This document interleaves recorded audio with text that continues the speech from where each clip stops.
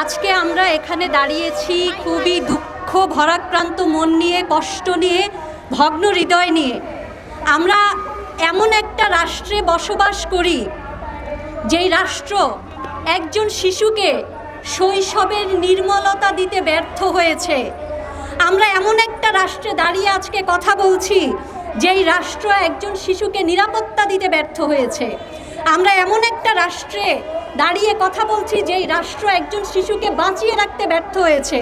শুধু তাই না, একজন শিশু মারা যাওয়ার পরে তার অসহায় পিতাকে বিচারের নিশ্চয়তা দূরে থাক, সে বিচারের আশা পোষণ করবে, এতটুকু এই রাষ্ট্র নিশ্চয়তা দিতে পারেনি।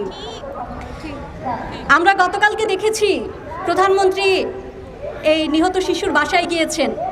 যাওয়ার পরে তিনি যথারীতি আশ্বাস দিয়েছেন যে এর বিচার হবে, সুষ্ঠু বিচার হবে।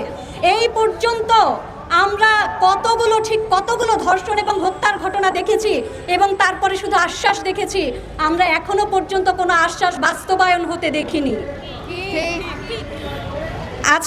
গতকালকে বাংলা নিউজ 24 একটা নিউজ করেছে, গত 16 মাসে অর্থাৎ 488 দিনে দেশে অন্তত 580 জন শিশু ধর্ষণের শিকার হয়েছে এবং হত্যা করা হয়েছে 483 জনকে। অর্থাৎ গড়ে প্রতিদিন একজনেরও বেশি শিশু, একের অধিক শিশু ধর্ষণের শিকার হচ্ছে এবং একজন শিশুকে ধর্ষণের পরে হত্যা করা হচ্ছে। এ কেমন সমাজে আমরা বসবাস করছি? এবং এখানে আমাদের স্বরাষ্ট্রমন্ত্রী বলছেন যে এই বিচার চাওয়ার যে দাবি, এই যে বিচারের দাবি, এটা নাকি আবেগমথিত সিদ্ধান্ত, এটা নাকি আবেগ দিয়ে সিদ্ধান্ত হয় না। অনেক কিছু বিবেচনা করে সিদ্ধান্ত নিতে হয়, আমরা বুঝি, কিন্তু আমরা জানতে চাই যে আর কতগুলো ঘটনা ঘটলে, আর কতগুলো ঘটনা ঘটার পরে তাদের মনে হবে যে এখন সিদ্ধান্ত নেওয়ার সময় হয়েছে।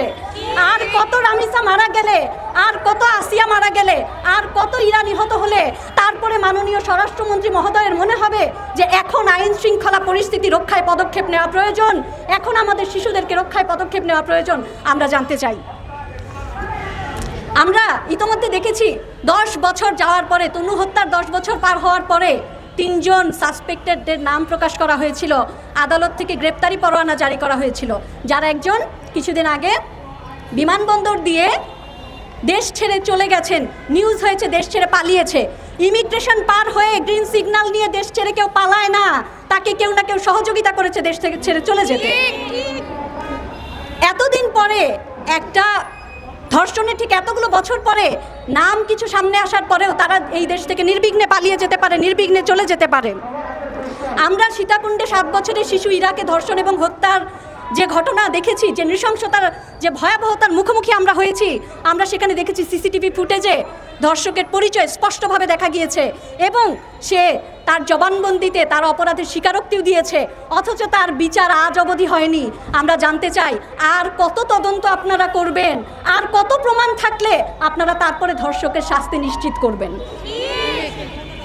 2025 সালে মাগুরার আসিয়াকে যখন ধর্ষণ এবং তারপরে হত্যা করা হয়, এরপরে আমরা দেখেছিলাম একটা বিচার হয়েছিল, একটা রায় হয়েছিল, কিন্তু সেই রায় আজ অবধি বাস্তবায়ন হয়নি এবং আসিয়ার পরে আরও শত শত শিশু ধর্ষণ এবং হত্যার শিকার হয়েছে। একটা রায় হওয়ার পরে সেই রায় এখনো পর্যন্ত বাস্তবায়ন হয়নি। আমরা এই যে রামিসাকে নিয়ে আজকে এখানে দাঁড়িয়ে কথা বলছি, আজকে একটা ছুটির দিন, শুক্রবার। আজকে কথা ছিল এই ছোট বাচ্চাটা বাসায় থাকবে, মা বাবার সাথে খেলবে, আনন্দ করবে, অথচ আমরা এখানে দাঁড়িয়ে তার হত্যাকাণ্ডের বিচার চাচ্ছি, তার সাথে যে নৃশংসতা করা হয়েছে তার বিচার চাচ্ছি। এর থেকে লজ্জাজনক, এর থেকে অপমানজনক আমরা যারা বেঁচে আছি তাদের জন্য আর কিছু হতে পারে না।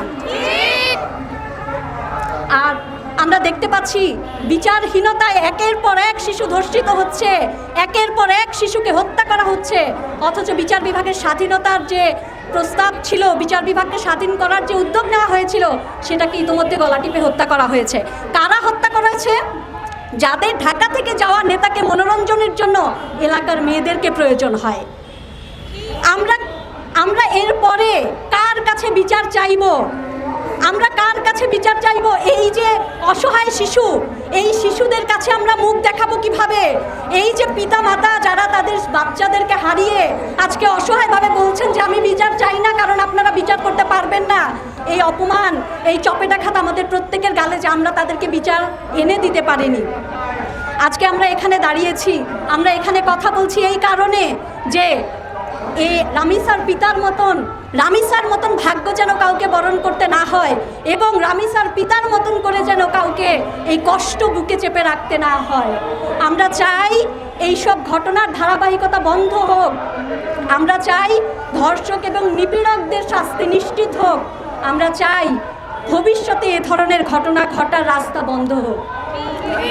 আমরা এমন একটা সমাজে বসবাস করি, খুব কষ্ট লাগে যখন দেখি যে একজন ধর্ষককে বাঁচাতে, একজন খুনিকে বাঁচাতে সহায়তা করে তার স্ত্রী। আমরা এমন একটা সমাজে বসবাস করি, খুব কষ্ট লাগে যখন দেখি একজন ছেলে ধর্ষণ করে আসলে তার বাবা টাকা দিয়ে সেই ছেলেকে বাঁচিয়ে নিয়ে যায়। আমরা দেখি যে একজন ধর্ষক সমস্ত প্রমাণ থাকার পরেও কোনো না কোনো লয়ার তাকে বাঁচানোর জন্য ঠিকই দাঁড়িয়ে যায়। এই অপমান আমাদের পুরো সমাজের, এই অপমান আমাদের সবার। আমাদের সমাজে যখন কোনো কেউ ধর্ষিত হয়, অপমান সেই নারীর, অথচ ধর্ষক বুক ফুলিয়ে ঘুরে বেড়ায়, তার বিচার হয় না, তাকে সামাজিকভাবে বয়কট করা হয় না, তাকে বরং তোষণ করা হয়। আজকে যদি আমরা এই অবক্ষয়ের রাস্তা বন্ধ করতে না পারি, আজকে যদি আমরা এই রামিসা, আসিয়া, ইরাদের জন্য বিচার নিশ্চিত করতে না পারি, কালকে হয়তো আমার আপনার সন্তান, আমার আপনার বোন এই ঘটনার বলি হবে। আমরা এরকম দিন দেখতে চাই না। আমরা চাই না আর কোনো রামিসার ঘটনা সামনে আসুক। আমরা চাই না আর কোনো শিশুর নির্মম শৈশব নষ্ট হোক। আমি আহ্বান জানাই সবার কাছে, আসুন আমরা সকলে সোচ্চার হই। আমরা সকলে সোচ্চার হই যাতে বিচার নিশ্চিত হয়, যাতে করে ধর্ষকদের শাস্তি নিশ্চিত হয়, যাতে করে এ ধরনের ঘটনা ঘটানোর সাহস এরপরে আর কেউ না পায়। আসুন আমরা সচেতন হই আমাদের সমাজের সামাজিক অবক্ষয়গুলো রোধ করার জন্য। একজন ধর্ষক, একজন নিপীড়কের পরিচয় সে শুধুই ধর্ষক, সে শুধুই নিপীড়ক, তার আর কোনো পরিচয় নেই।